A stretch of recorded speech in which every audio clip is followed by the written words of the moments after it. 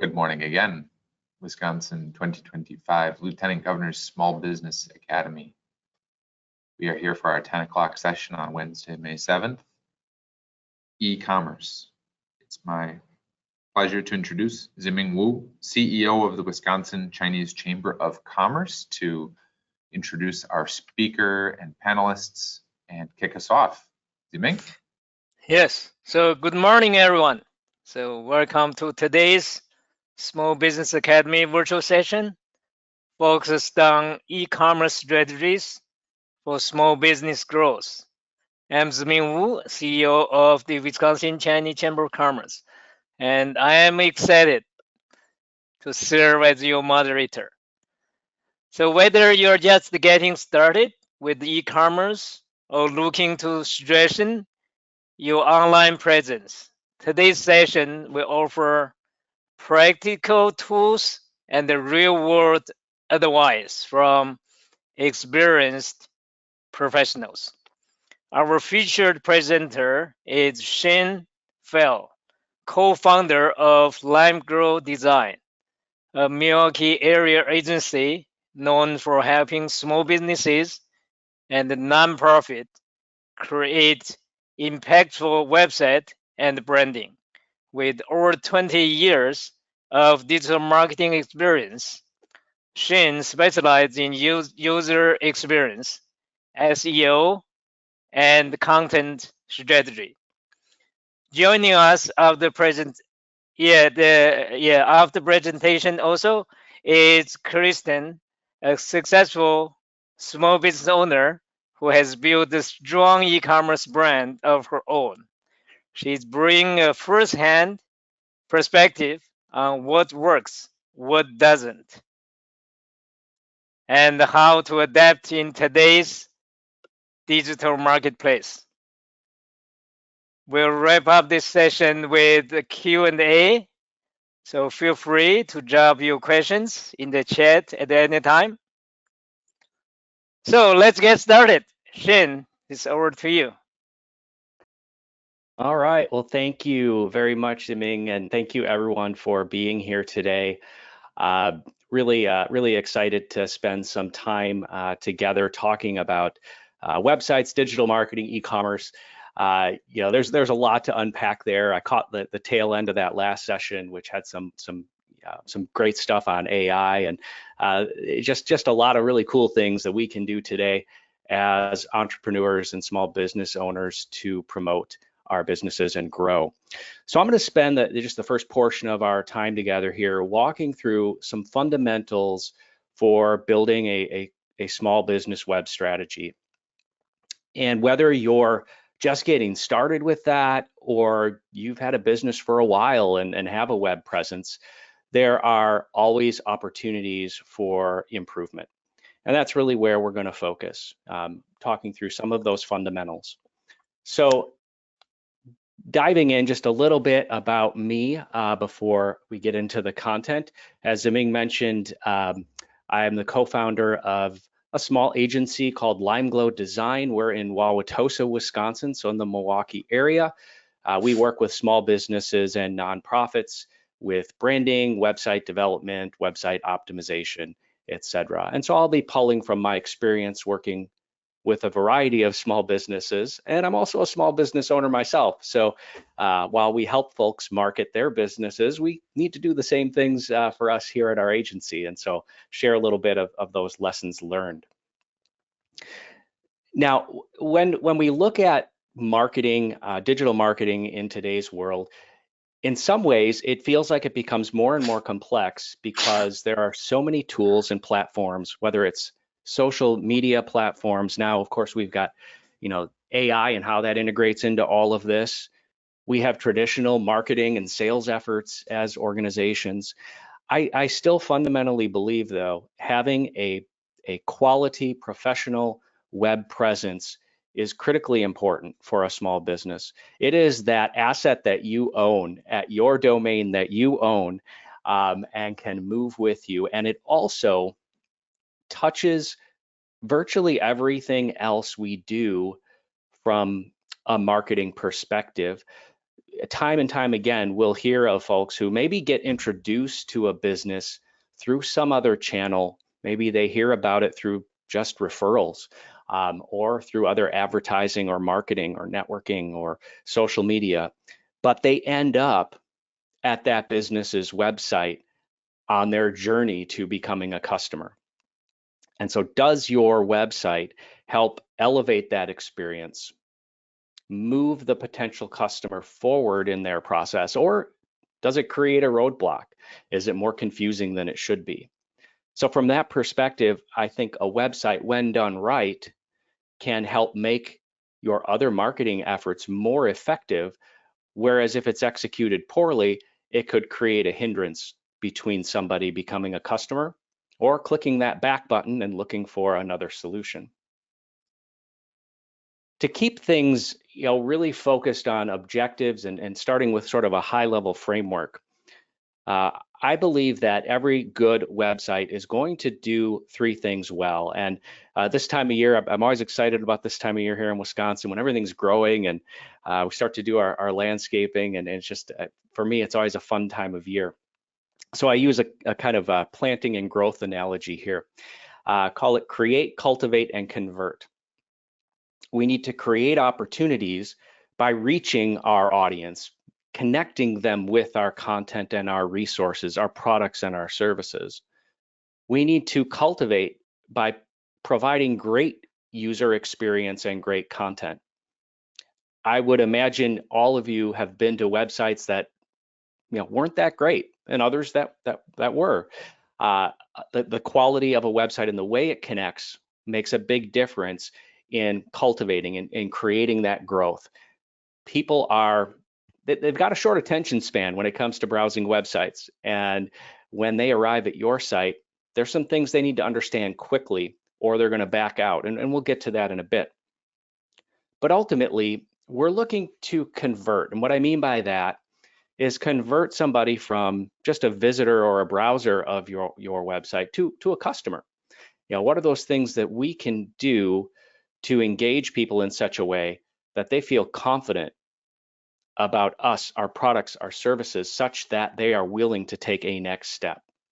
So if you think about, again, this is high level, anything you can do in your business to create more opportunities by reaching that audience, getting them to connect with your content, providing great user experience so that they're engaged, and inviting them into a relationship where they become a customer. So that raises the question, what are some keys to developing an effective website? And while quite frankly, we could have a whole week-long conference on this, I want to really unpack some of the true fundamentals that really serve as a foundation to a successful site. So first off, a good website's going to be easy to use. And that can be a challenge for us as business owners to assess when it comes to our own websites, because of course they'll make sense to us. So we'll talk a little bit more on some tips in that regard in a bit, but it needs to be easy to use. You don't want to confuse people. You don't want to make it hard for them to find what they're looking for. Which leads into the second point. A good website is helpful. It understands its audience and it provides help to that audience. People much prefer being helped than being sold something. Third, it needs to be attractive. Of course, this is what people often gravitate towards initially, thinking, how does the website look? And that is really important. Other aspects are important too. You could have a pretty website and it still could be confusing. So you need to get the usability right. But people do form an impression of a brand, of a business based on what they see, and they form those impressions quickly. So making sure that site is attractive. Now, number 4, of course, I think we all get this today, and for several years now, it's really important that your website is mobile friendly. When I'm talking with business owners who maybe have had a website for a while and we maybe evaluate their presence and give them some ideas, I'll often ask them, have you spent time trying to use your website on a phone? What's that experience been like? It's really important that that experience is very intuitive. And from a technical standpoint, A good website is fast and it's secure. This is this is important for any website, but particularly important when you're asking a customer to put in their payment information and purchase a product from you. They need to feel confident in that security, and nobody's going to wait around for a slow loading website. They're not patient enough for that. So to start that process, I always kind of dial it back to why have a website in the first place? Why would you have one? What are your goals for it? And it needs to be more than just, of course I need a website. Everybody needs a website, so we need to create one. What do you want it to accomplish? Are you in a service-based business where you're looking to maybe generate leads, engage with people who will reach out to you and learn about your services? Maybe it's reinforcing credibility. We've got lots of folks who have said, even though we get a steady stream of referrals, people are going to our website and, it doesn't make us look as credible as we are. So we need to up our game when it comes to our website. Of course, when we talk e-commerce here, we're talking about selling online. If you've got products that you're selling online, clearly a why for you is going to be to generate sales. Maybe you have a brick and mortar presence and you're looking to use your website to drive people to connect with you in store. Maybe you're serving existing customers with resources and helpful things and educational content. Attracting employees.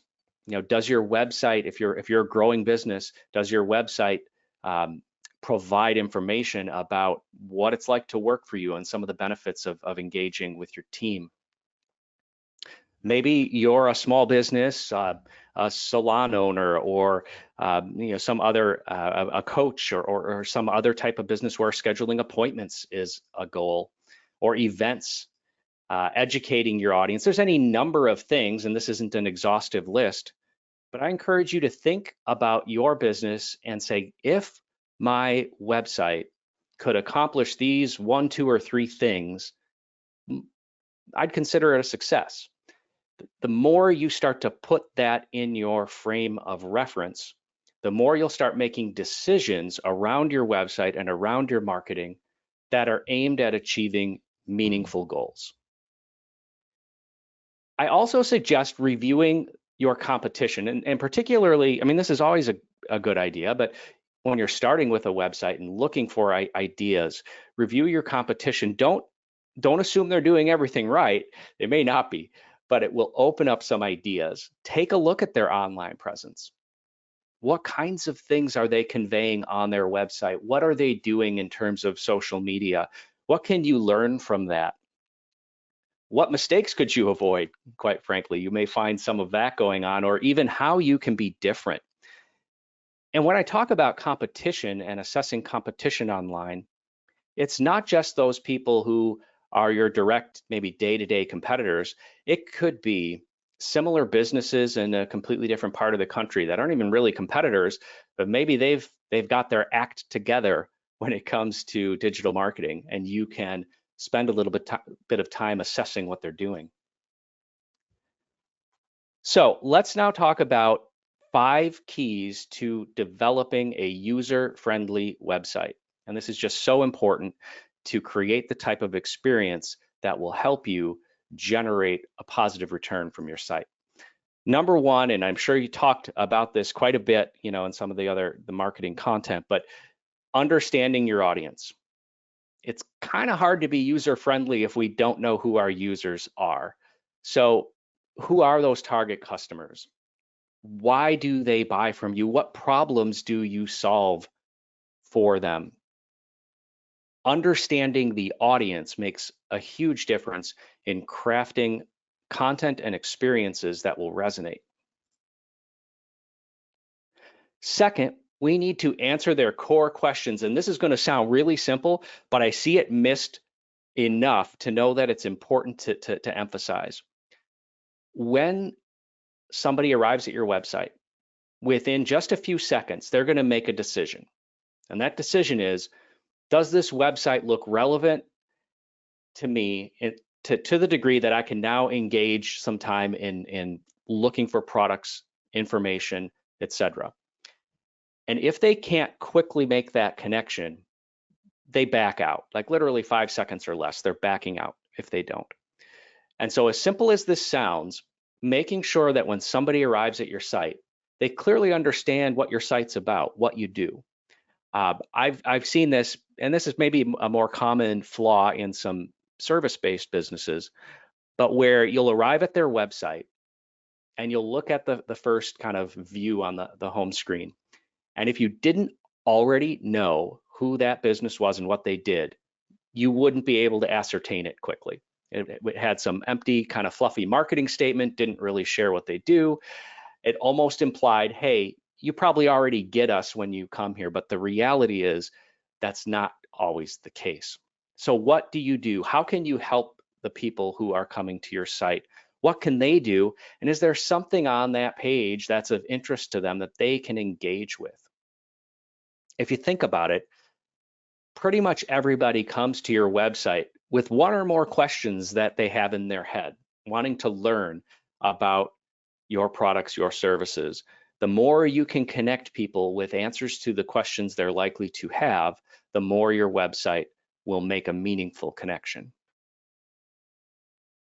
Third, make a commitment to great content.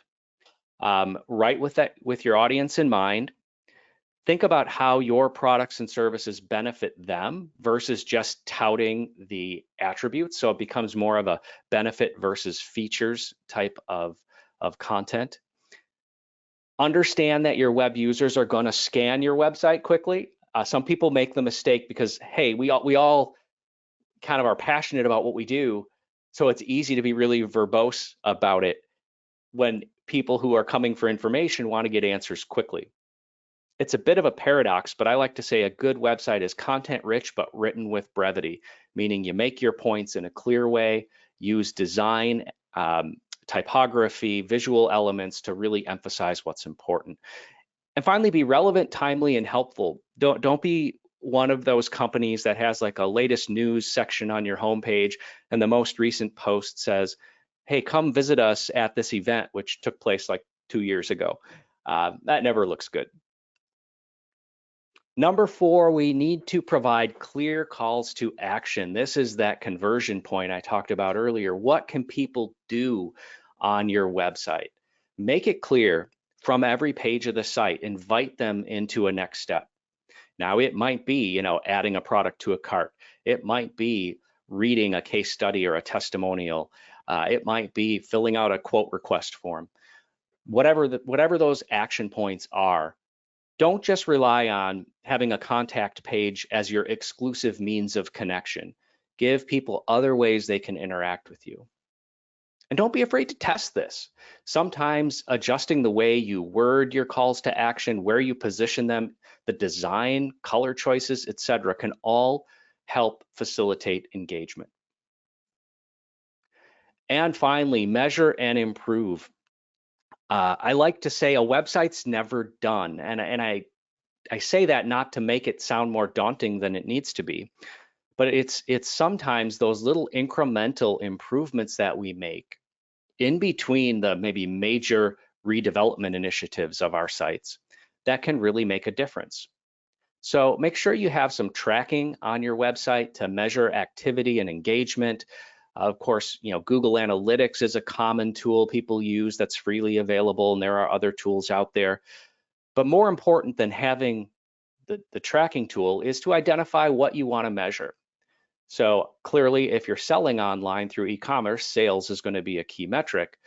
If you're a service-based business, well, you might want to track how many times people fill in your contact form or your quote request form, or maybe how many times people download a piece of information that you're sharing. And when you can, try and track those results back to your marketing, particularly if you're investing dollars in those marketing efforts. A few quick design tips. I know when we engage with other small businesses and entrepreneurs, we get a real mix, and I'm sure there is here today, of people who, some who work with web design maybe agencies or folks to help them, and others who do their websites in-house. And I always like sharing some tips when it comes to design, just based on some mistakes we see people make when they're building their sites. Number one, and this kind of supersedes websites. It goes across all your marketing. Present your brand consistently. I'm a big fan of having a professional brand identity, starting with even logo, color palette, typography, some standards, so that when people see your brand online or offline, there's a consistency, a cohesiveness to it. It just creates a stronger sense of professionalism. Secondly, don't be afraid to give your content on your webpage some room to breathe, some space between elements. When people are scanning a page, that's really helpful because their eye can latch on to key pieces of content. When you cram a whole bunch of wording really close together on a web page, it generally becomes a bit overwhelming. Consistent styling standards, this gets back into the branding a little bit, but also just in terms of your choices for design elements on your website. When you design things like buttons or sections, header and footer, choices that you make, you don't want people to feel like as they click from one page to the next on your website that they're almost going to a completely different site. Be consistent with that. And finally, use visual design to emphasize important user tasks. Thinking about those things that your target audience would want to learn or do on your website, or those things that you as a business owner want to emphasize, and use visual design to call those out. It could be well-designed banners or sections, different types of calls to action that bring more attention to the things that are important. Here's just a really quick example, and I like to say that good design equals more user confidence. So this is a website for an organization, Wisconsin Health Fund, and on the left you see what their former website was, and on the right you see what their redesigned website was. And I think even at first glance you'd see a stronger sense of professionalism with the one on the right. But the one on the left is an example of what I talked about earlier, where when you kind of try to cram too many things onto a page, it just becomes overwhelming. Whereas the second site is more intentional on focusing on what people are going to want to engage with when they first come to the site and understand they have a medical center, a pharmacy, and a dental center, and they can quickly get there, or they can find a doctor or access careers. The idea, again, and it's the process is the same for any type of business, is what are those things that are important to your audience? Make it super easy for them to take those steps on your website. Now, you had a great session on AI, so I'm not going to add a ton to that, but people will often ask us, well, what about AI for generating the content or the wording for our website? And boy, these tools continue to just get better and better. I'm a big fan of like a hybrid approach with that, though. It can be a great way to generate content quickly, maybe overcome writer's block, give you multiple variations that you could work with and test, but always proofread, always update, make sure it's speaking in your voice. But I'll tell you, when we work with folks, if they're struggling to come up with content from their website, AI can be a great way to really kickstart that. And a few specific tips related to online selling websites, e-commerce sites. Again, making sure for mobile devices that you're well optimized. A lot of people shop on their phones. Make the navigation and checkout process as streamlined with as little friction as possible. Use good images. Boy, that makes a big difference. Show those products in a consistent, professional way. Add customer reviews, other trust signals online, and make sure you're optimizing. We talk about SEO, search engine optimization, that you're using effective titles and descriptions for your products in language that people would search for. A few other general tips for SEO, and this, whether you're selling products online or promoting services or whatever your website's doing, always think back again to that target audience and what would they search for on Google if they were looking for the types of things you offer, and give that some thought, and understand that more often than not, a good searcher is going to be kind of specific in the way they search for something. I'll give you an example. It's easy for me to pull one from my own experience. You know, one of the services, of course, that we offer here is website design. And one might think, well, why don't you just optimize for website design? But when I think about that, that's such a broad topic, so huge, would be very difficult to rank for. And it could be anything from somebody looking for ways to do it themselves to looking for help with it to, you know, any number of things. However, if somebody went online and searched for something like, you know, small business website design, Milwaukee or something, well, that now we're getting targeted. People tend to search in a real specific way. So think about how your audience would search and update your website to include these words, especially in your page titles and your headlines. Look for opportunities to get other websites to link to you. When that happens, it becomes an indicator of your credibility. Google sees that.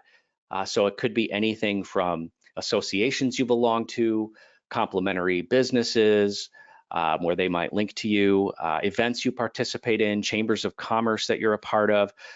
If you publish content online, that's perhaps even better, you know, press releases or maybe authoring some content that gets published somewhere else. Just looking for those opportunities to build your online footprint. Make sure the site is mobile friendly, fast, and secure, which we talked about earlier. And then one other tip, especially for local businesses, claim and update your local listings. Google's business listing, of course, which integrates with Google Maps, social media listings, Yelp, things like that. And then one other tip I wanted to give is don't be afraid to ask for outside feedback. We are all so close to what we do that, again, I alluded to this earlier, our websites will make sense to us because it's our business, it's what we know. But if your website makes sense to you but confuses your customers, well, then it's not successful. So don't be afraid to get perspective from people that are maybe not quite as close to it. But I'm not suggesting you have to call a digital marketing professional and get their feedback. You certainly can, but even just people that aren't as close to it, maybe some customers you have a good relationship with who could give you some feedback or input. You may find some real nuggets there of quick little improvements you can make to help your website connect better. So as I kind of wrap up my portion of our time here today, I do want to invite you at any time. I welcome questions from people who have attended presentations I've been a part of. You can feel free to email me anytime for that. And then also, if you would ever like a complimentary evaluation of your website, if you have a website, we do offer those. We do short little videos where we go through a website and are happy to give you like a few ideas of things that you could do to improve. More than happy, no strings attached to offer that to any of you here today. But with that, I will turn things back over and thank you for listening to this presentation.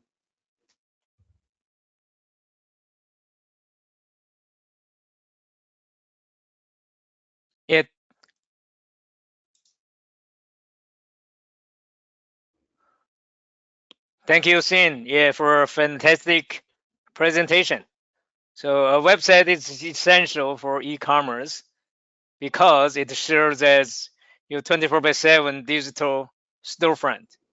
Build the brand credibility, centralize the sales operations, supports marketing efforts, provides customer insights, and give you full control over the shopping experience.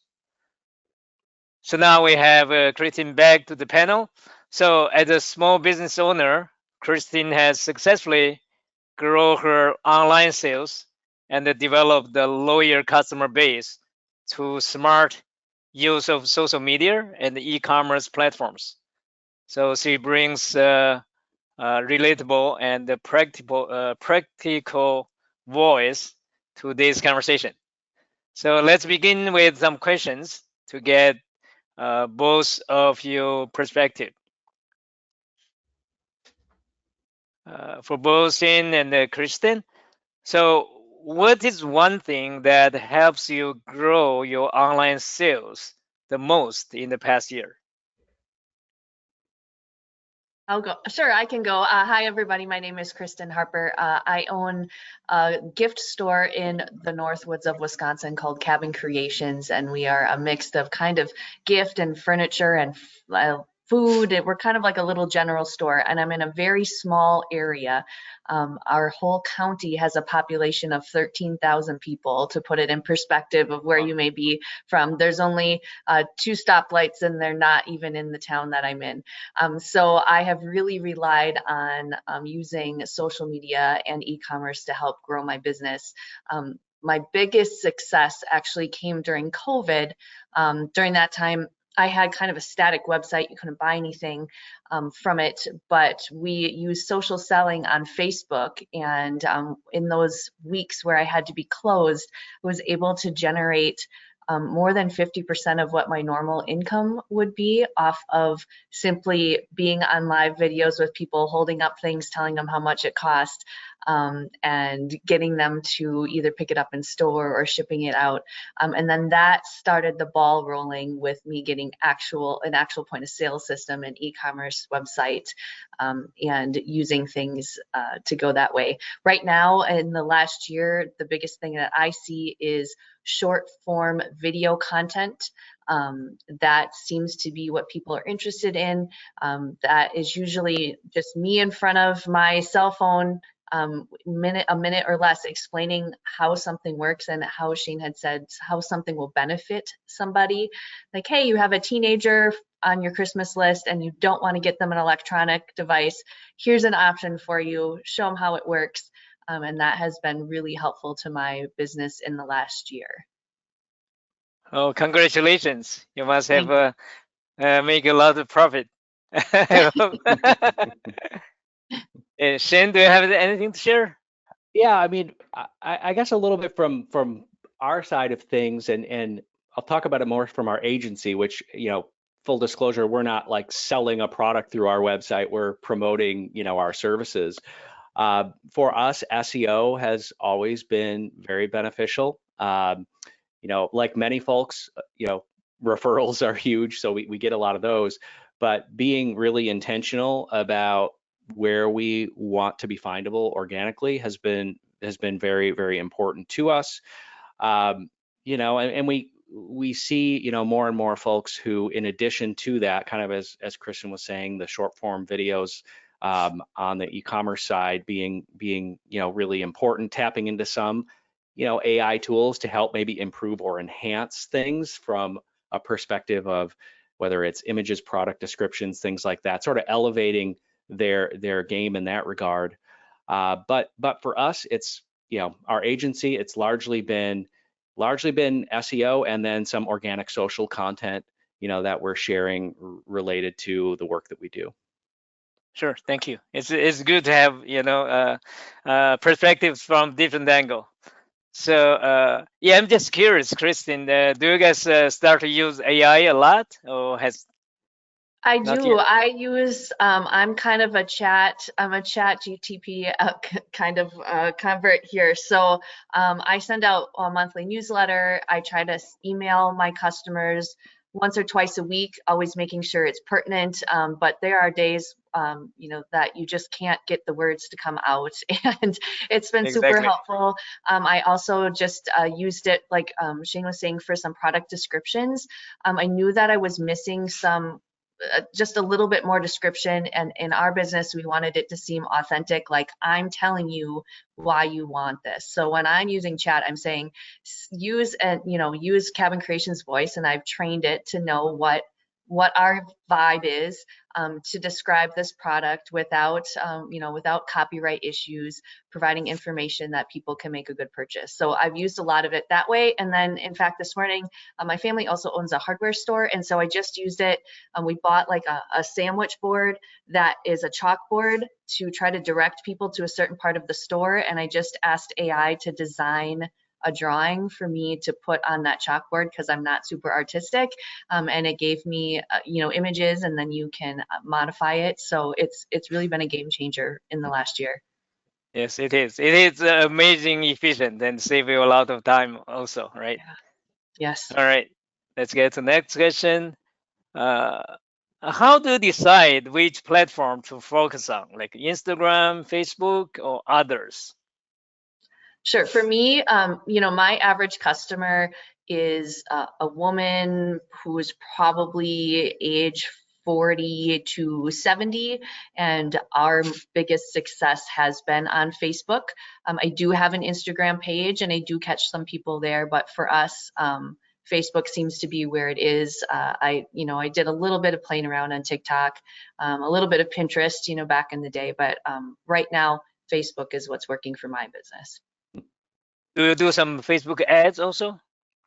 I have. It's something that I want to learn a little bit more about. It has become, like anything else, you have the opportunity to make it very specific. So I have done some targeted marketing in location, especially in the summertime, because we would be a location where people come to visit for the summer. So I like to try to get different, groups of people. I'm not so much focused on advertising across the whole United States. It would be selecting areas that are close to our zip code and then trying to capture people when they get into it. Exactly. Shane? Yeah. I mean, a couple of things that I would say is, and this is probably going to sound like a cop-out answer, but it is a good one. And that is, you need to be using the social platforms where your customers hang out. And so you might need to do a little research into that, again, getting into your target customers, doing some research around that. Where are they spending their time? Is it, Facebook, like Kristen articulated? Is it TikTok? Is it Instagram?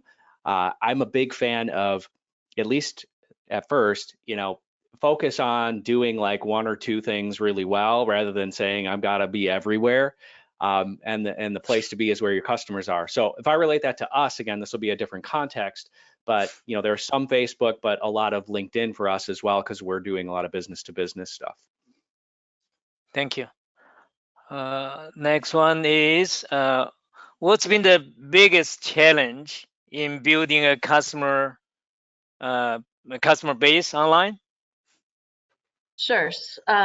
So I think, the hard part about Facebook and Instagram is that it's not your customer base, it belongs to Meta. So you really need to capture email addresses of your customers when they're in store or when they're online, so that you can use your own marketing, your direct email marketing, to get right into their inbox, because even your most successful videos may not hit all of the people who clearly want to follow and like your page, that they just don't see it. So I think that's the biggest challenge is, without spending a whole bunch of money, how can I get people organically to see my content? But then also, if I do want to stick money into it, what is the best place to do it? Not just kind of doing the easy route, like boost a post, hope that a bunch of people see it. That works for certain things, but it depends on your goal there too. But I think just not having, knowing that I have thousands of followers and Facebook shows it to 700, that's tough. Yeah, I think when it comes to the e-commerce side of things, and again, I know I offer a little bit more of the perspective from the service side, so I appreciate all that you're sharing, Kristen, with the direct experience that you have. But in those interactions that I've had at times with folks looking to dip their toe into e-commerce, I think one of the challenges they have is almost a mistaken impression that, if we put up a website and put some products for sale, we're, a month from now, we're going to be selling out. And it's all still about building, a brand and an identity that becomes findable. And, even if it's starting with some of the free and organic stuff, it takes some time to kind of grow that. So as far as what's most impactful, that may vary from one business to the next. But in my view, it begins with creating a presence that's effective, findable, and optimizable. And then also, you mentioned email earlier. I think that's often, it almost feels like antiquated today, right, to talk about email, but it can be super effective and very cost effective.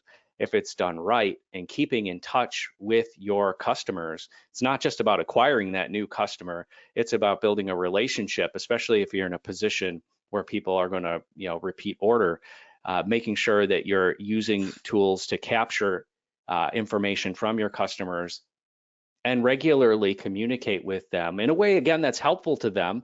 If they're interested in what you offer, they'll be, interested in what you have to share, but think about how you can be, keeping your brand in front of them, your products in front of them, and doing that in an intentional way. Yes, exactly. So as a business owner, right, sometimes I'm struggling about this also. At the end, it's kind of like awareness, right? To raise the awareness of the customers, right? If they don't even know you exist, right? So how they're going to start to use your service and buy your product, right? Mhm. So yeah, that thing is kind of like intangible thing, right? You don't know how much you can get, but over time you build it up, right? So then the more customer may come, but it's hard to measure sometimes. So all right. So how do you handle the fulfillment and the shipping? So especially for customers in rural areas. Sure. So we use a free website called Pirate Ship. You can set up an account there at no cost, and they have some really good pricing for shipping through USPS and UPS. And it's pretty consistent. It's very easy to use. It's very easy to print a label. So that's how we handle it. As far as physically doing it, sometimes it's a challenge because we don't have Saturday or Sunday deliveries here, nor a place to even drop it off. But we have a pretty good relationship with our UPS driver. If he's dropping something off at my shop, he'll take a package with us, and we do have a drop-off site. And as far as the post office, it is open, during our hours. Thankfully, I have lots of friends and family who are willing to see a package sitting there and say, hey, can I drop that off for you, and send it on your way. And even, so right now we use a lot of recycling. I don't have branded boxes. I'd love to get there at some point, but the things that I sell are often odd shapes and sizes, and those boxes can be printed. But I can tell you that as long as you are consistent and straightforward, I say, hey, we use recycled materials to ship our packages. I don't believe it's a hindrance in people, choosing to order from us again. I think they kind of appreciate our message of looking out for nature. We're just a small business. We're trying to get you what you want. And so it's very doable. And there's lots of resources. I mean, at least you could go to your post office and ship things, but this Pirate Ship, you just need a small scale and a ruler, and you're good to go. Sure. Thank you. I'll skip Shin on this one. Okay, let's get to next one. What advice would you give someone just starting their e-commerce journey? Yeah, so I think there are a lot of free opportunities. Again, even if you don't want to have a website with a click to buy option, start by doing some things on whatever social media platform you think is best. Ask people, would you be interested in shipping? What can we do? You can build yourself up from there. As far as our website, like in my store itself, I have over 5,000 unique items. I don't have every one of those things on our website. That's way too much. So I put on our e-commerce website the things that I think that are most unique that people are looking for. And ironically for us, the thing that we ship the most is a locally made salsa that people just go crazy for. So we're shipping out jars of salsa all the time. It's Spirit Valley, it's delicious. And then we have some customizable things for lakes and areas around us. So we put those on there just because I know you can't find that. You can't find it on Amazon. You're not going to find it somewhere else. So I think starting small with items that are unique to you or that are your best sellers are the way to move forward. And then if you want to add in other things, great. But you also, can use the AI to help make those descriptions. It'll save you a lot of time. Thank you, Shin. You may have more to share. Yeah, I really would just echo what Kristen said there in terms of, don't be afraid to start small, focus on, the products that are going to be the most effective for you and build from there. And, I always go back to brand, and I hate to keep pushing on that, but just making sure you're, let's just say, presenting it well, and that will evolve and that will grow over time, but make sure you're presenting it well. And that's, again, not to keep going back to AI, we have some tools now that can help us do that in ways that was a little bit more challenging in years past. So, understand your audience, put out some products that are going to be most impactful to begin, and present them in a way that's meaningful, and just start to get a presence. And whether it starts with a website or through some other channels to begin, just begin getting that brand out there and present it well. Thank you. So yeah, let's quickly go to a couple more questions, mostly for Shane, before we get to the questions directly from the audience. So what is the trend in e-commerce should small business pay attention to in 2025, maybe second half of the year? Yeah, I think some of the things we maybe hit on a little bit earlier. Kristen talked about the short form video marketing. That's definitely a trend. The use of AI tools. There's even, in addition to the copy or product description aspects, if you're just starting with a website, there are even tools that can help with like the planning of it. There's a number out there, but there's one called Relume, which you can use to more or less start generating like a plan for your website, like a sitemap, a wireframe, build a style guide. Some of the pieces that normally took a lot of time to pull together, you've got tools that can help you with that. Subscription models, if it's appropriate to your product, not that that's a brand new thing, but we continue to see people pushing that a little bit more instead of just buying this one time. If it's something that is replenishable, like, I'll take a salsa every month if you want to send one. That sounds pretty good. Sustainable, ethical practices, those are always important, but, continuing to kind of push those, talk about those in your business. Those are some things we're seeing. It's easy to say AI is the trend, and it kind of has been and continues to be, but those are some things, at least from our viewpoint, that we're seeing with folks. Sure, thank you. I just want to add one thing. I also think that people are very interested in buying from small businesses and other people. So if you're okay with it, sharing just a tiny bit of your own personal story on your website, or a well done family picture or something. For myself, the content that does best, even on social media, is about like a moose that was coming through our area, or the lake, or my family, or my kids in track. And I think right now people are really interested in supporting small businesses, and but they need to see your face or your area, your story also, to understand. Yeah, that's a great point. Okay, yeah, good point. Thank you. For those with limited time and budget, so where should they focus first, like SEO, paid ads, or social media? What is that? Yeah, that's a great question, and there's not always a one size fits all answer, but some perspective I would have is, especially with that limited, I guess we all have limited budgets, but if we're starting, things you can do organically, establishing a social presence with organic content. Again, being where your customers are hanging out. Let's just say it's Facebook, for example, establishing a presence there and starting to post content, building an identity there. It's free. It's an investment of your time. I'm a big fan of SEO, especially when it comes to a website and getting organic traffic to your site. That can be a bit more of a longer play, though, depending on where you're at. It's not as though you launch a website and are #1 on Google for a whole bunch of things the next day, but getting your content out there, optimizing it, making sure you're using the right, wording. And there are tools out there. There's one called Ubersuggest, Google Search Console, some others where you can actually get a sense of how often people are searching for different things.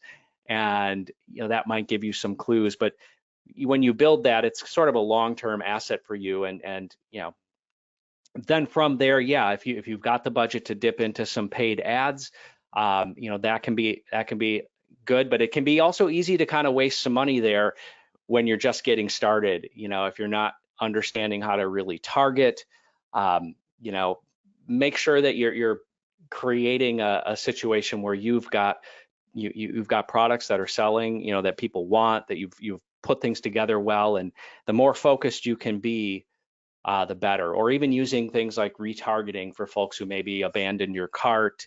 And if you're going to pay for ads, try to be strategic for where you're placing them. But I guess the short summary to a long answer is, if I had to start somewhere with a very limited budget, it would be organic stuff, getting a basic but professional website put together and a presence on the social media platform that's most important to my customers, and start putting some content out there.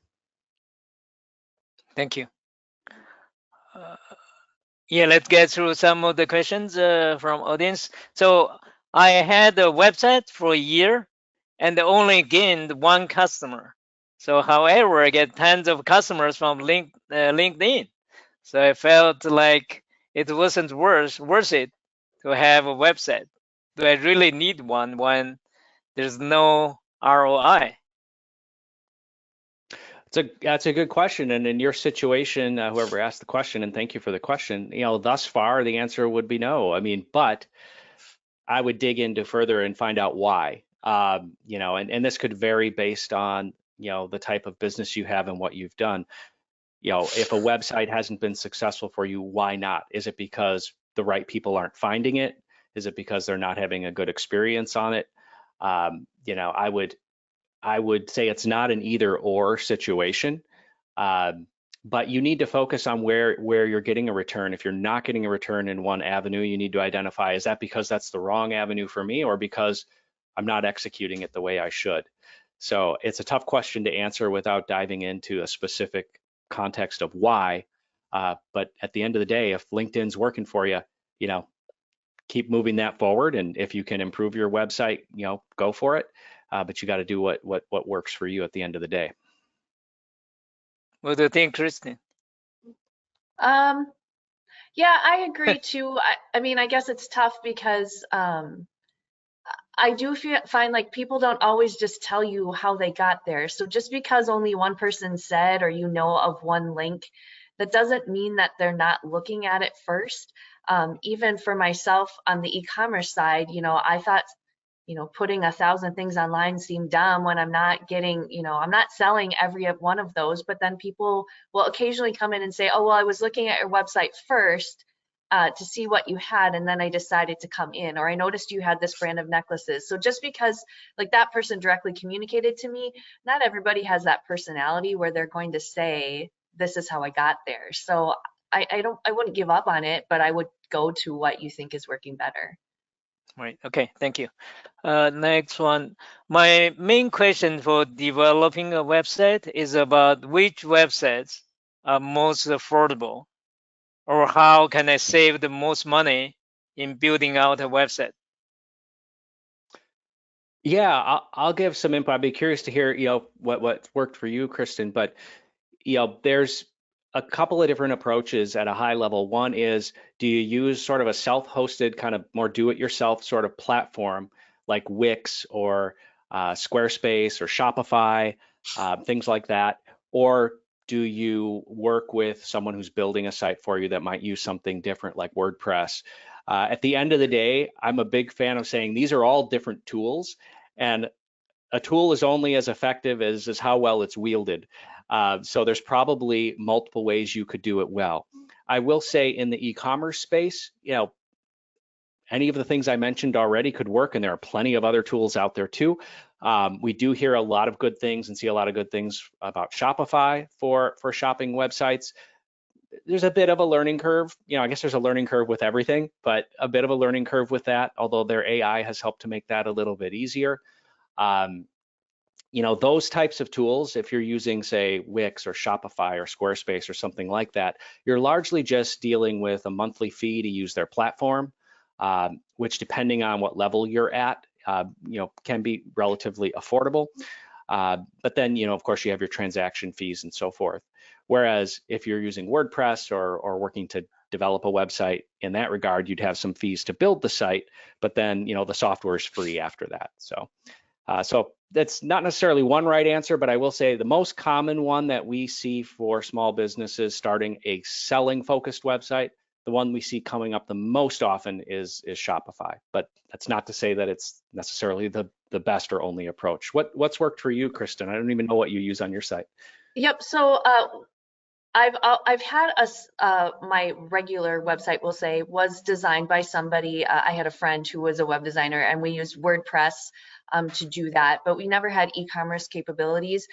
During COVID, that first part of COVID, I started with Shopify and just loaded up certain things. But then as we got to be back open, it was really too hard to try to keep track of what inventory was in stock and what was on Shopify. So I got a point of sale system that's called Lightspeed, and Lightspeed has an e-commerce portion to it, and it directly links up to all of my inventory. So that's really been a game changer for us. It makes it a lot easier because if someone wants to order 6 salsas and I only have 5, I'll only let them order 5, and then it takes it out of inventory right away. So that has all been super helpful for me. So Awesome. yeah, we're almost on time. Just another one for Kristen. How often do you send out the direct marketing? What kind? So I use MailChimp. I'm lucky enough to be grandfathered into a pretty great program where I don't have to pay, but for our hardware store side, we do pay a monthly fee when you get over like 500, there's 500 customers and then so on. And I do it just, we'll say as often as necessary. I don't want to be like a Kohl's who's sending out an email 3 times a day. I'm going to do it when I have information that's important. Some months that is once a week. Sometimes there's more than once a week if I have an event coming up.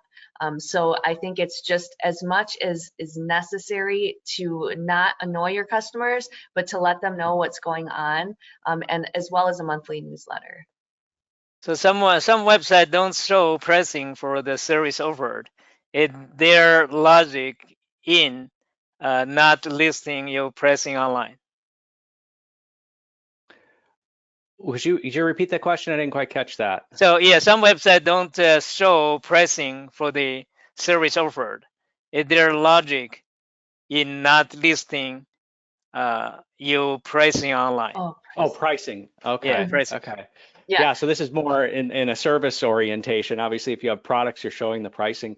There's different schools of thought on that. Some people have the attitude of, okay, we should put pricing out there because we want to be really transparent and allow people to see it.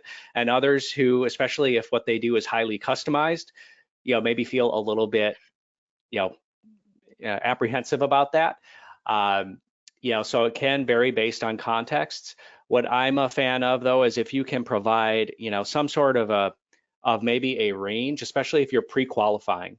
So I guess I'll keep this quick because I know we're almost out of time here. But in some instances, we see folks who maybe, want to put some ballpark ranges for the services they offer if they quote it, or put their pricing front and center to pre-qualify so that they're not spending a lot of their time interacting with folks who will never become their customers, nor are those customers wasting their time interacting with a business that's not the right fit. Yeah, I think we're on time.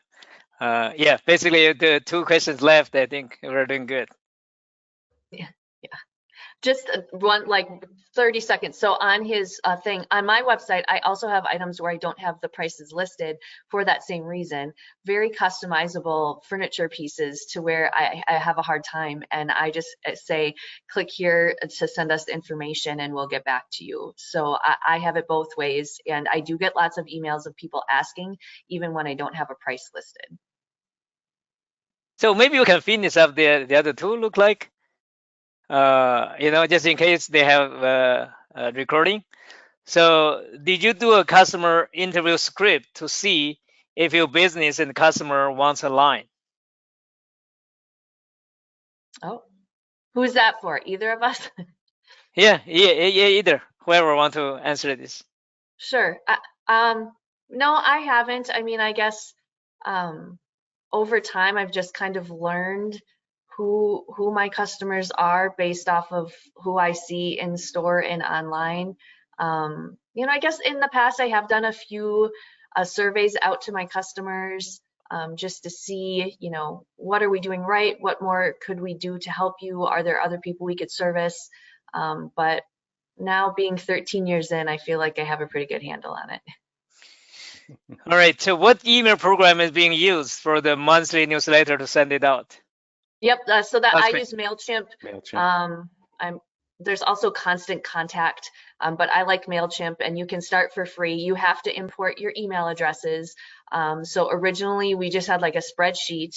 That's the easiest way to do it, is we typed them into a spreadsheet, first name, last name, email address. Eventually then in our point of sale system, we can download an Excel spreadsheet and load it up into there. It takes a little bit, and then you can design a template. So we made a template that we use, and then we just kind of fill in those blocks of information each time we send an email. Excellent. Thank you both. I think we're exactly on time now. Thank you. Awesome. Thank Thank you, everyone. And thank you, Ziming, Thank you. Kristen, and Shane for participating and contributing to our 10 o'clock session.